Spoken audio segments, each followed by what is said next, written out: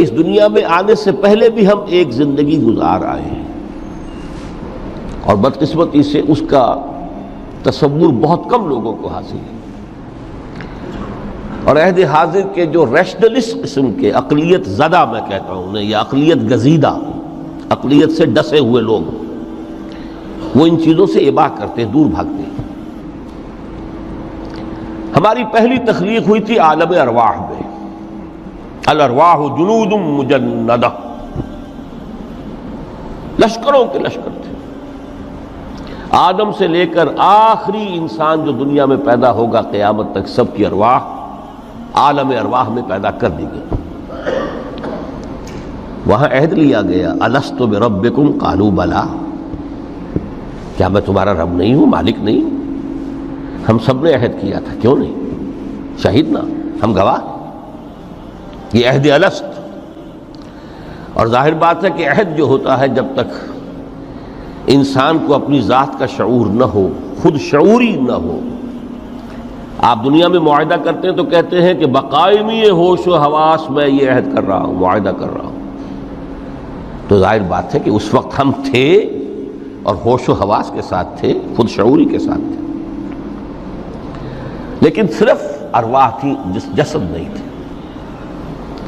اور یہی ہے وہ مقام جس کے بارے میں حضور نے سے جب پوچھا گیا کہ متى وجبت لک النبوۃ یا رسول اللہ، اللہ کے رسول آپ کو نبوت کب ملی؟ تو آپ نے فرمایا والآدم بین الماء والطین، ابھی آدم کا حیولہ جو ہے ابھی گارا گوندھ ہی رہا تھا، پانی اور گارے کے درمیان ہی تھے آدم، کہ میں اس وقت بھی نبی تھا۔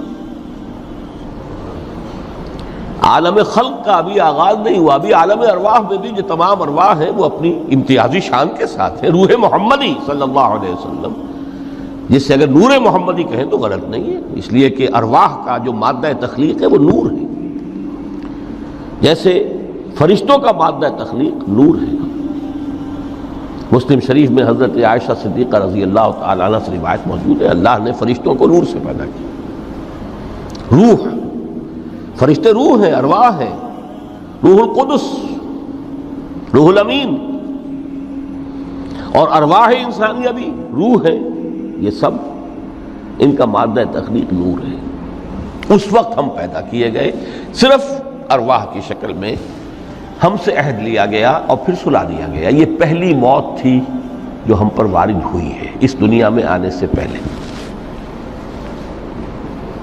اس لیے کہ سورہ مومن کی ایک آیت میں فرمایا گیا ہے کہ جہنم میں لوگ جو ہیں فریاد کریں گے، ربنا امتنا اثنتین واحییتنا اثنتین فاعترفنا بذنوبنا فہل الی خروج من سبیل، اے اللہ تو نے ہمیں 2 مرتبہ مارا، 2 مرتبہ زندہ کیا، تو اب ایک مرتبہ اور صحیح، کہ یہاں سے نکلنے کا بھی کوئی راستہ ہے کہ نہیں؟ اتنے مراحل سے تو ہمیں لے کر آیا ہے، ایک مرحلہ اور سی۔ تو یہ 2 موتیں کون سی ہیں؟ پہلی موت وہ تھی جب ارواح کو موت کی نیند سلا دیا گیا۔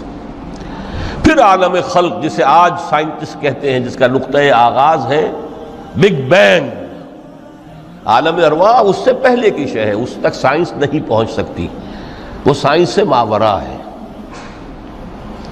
لیکن جہاں سے سائنس شروع ہوتی ہے وہ عالم خلق کا آغاز ہے، بگ بینگ سے۔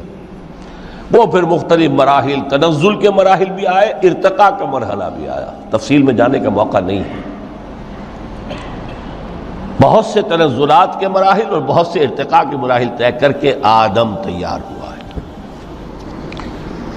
حضرت بیدل نے رحمت اللہ علیہ بہت خوبصورت شعر کہا ہے، ہر 2 عالم خاک شد تا بست نقش آدمی، اے بہار نیستی از قدر خود ہوشیار باش۔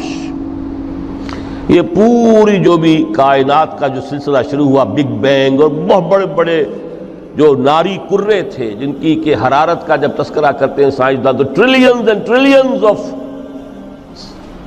فارن ہائٹ، یہ ان کی اس وقت اس کی جو حرارت کا عالم تھا، لیکن پھر وہ ٹھنڈے ہوئے، کچھ اس میں سے کوئی، پھر خاک کی تہ جو ہے زمین کے اس کرے پر آئی، ہر 2 عالم خاک شد، یہاں سے اب آدم کا حیولہ تیار ہوا تا بست نقش آدمی، اس کے بعد ارتقائی مراحل ہیں، اور پھر آدم کی وہ روح جو کولڈ سٹوریج میں تھی جب وہ لا کر پھونکی گئی ہے، جسد آدم جو ہے وہ مسجود نہیں تھا، مسجود تو تب بنا ہے جبکہ اس میں روح آدم وہ لا کر پھونک دی گئی۔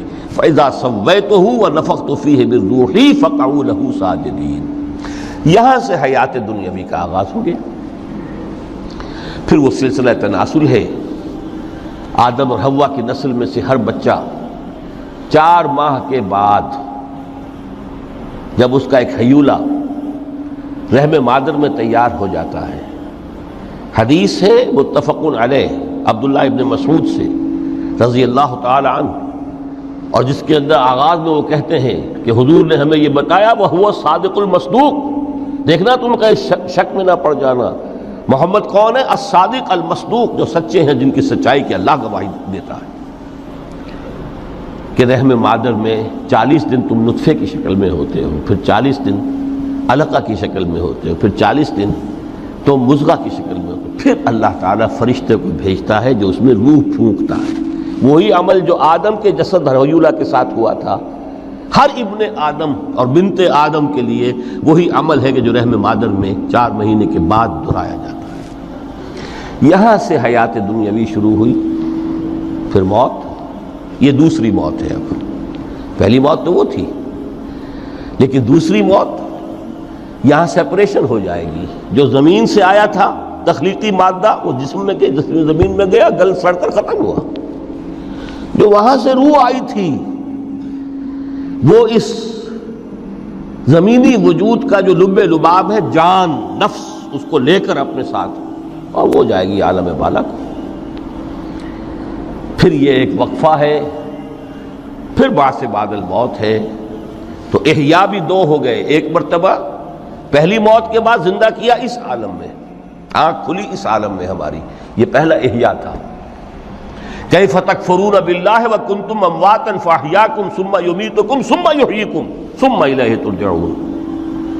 دوسرا احیا وہ ہوگا قیامت کے دن، بعد بعد الموت، اور پھر اس کے بعد وہ زندگی ابدی زندگی ہے، ہمیشہ کی۔ یہ تصور سامنے رکھیے۔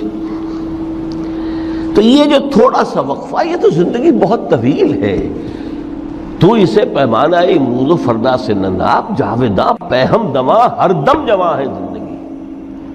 اس میں یہ وقفہ جو ہے، خلق الموت والحیات لیبلوکم ایکم احسن عملا، یہ اس جسد کے ساتھ اس روح کا اتصال، اور یہ 30 40 50 60 70 80 100 برس کی عمر، یہ ایک وقفہ ہے، یہ امتحانی وقفہ ہے، تمہیں جانچا جا رہا ہے، پرکھا جا رہا ہے۔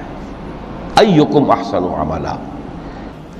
اب اگر تو 2 چیزیں انسان پر واضح رہیں، اور نہ صرف واضح رہیں، مستحضر رہیں۔ واضح تو ہو جاتی ہے ایک چیز، پھر آدمی بھول جاتا ہے، تو کوئی فائدہ نہیں دیتا اس کے۔ مستحضر ایک یہ کہ اصل زندگی آخرت کی زندگی ہے، طویل ہے۔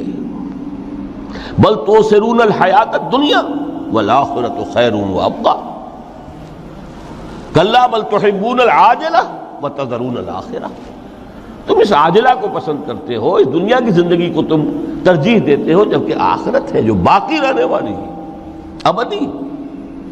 اگر تو یہ معلوم ہو، جیسا کہ سورہ عنکبوت کی آیت کے حوالے سے میں نے آپ کو آیت سنائی کہ وما هذه الحیات الدنیا الا لہو ولعب وان الدار الاخرۃ لہی الحیوان لو کانوا یعلمون، اصل زندگی جو ہے وہ آخرت کی زندگی ہے، کاش کہ انہیں معلوم ہوتا۔ ایک حقیقت تو یہ معلوم ہو اور مستحضر رہے کہ اصل زندگی آخرت کی زندگی ہے، اور دوسری حقیقت یہ کہ یہ دنیا کی زندگی ایک امتحانی وقفہ ہے۔ دین کی بات پھیلانا صدقہ جاریہ ہے۔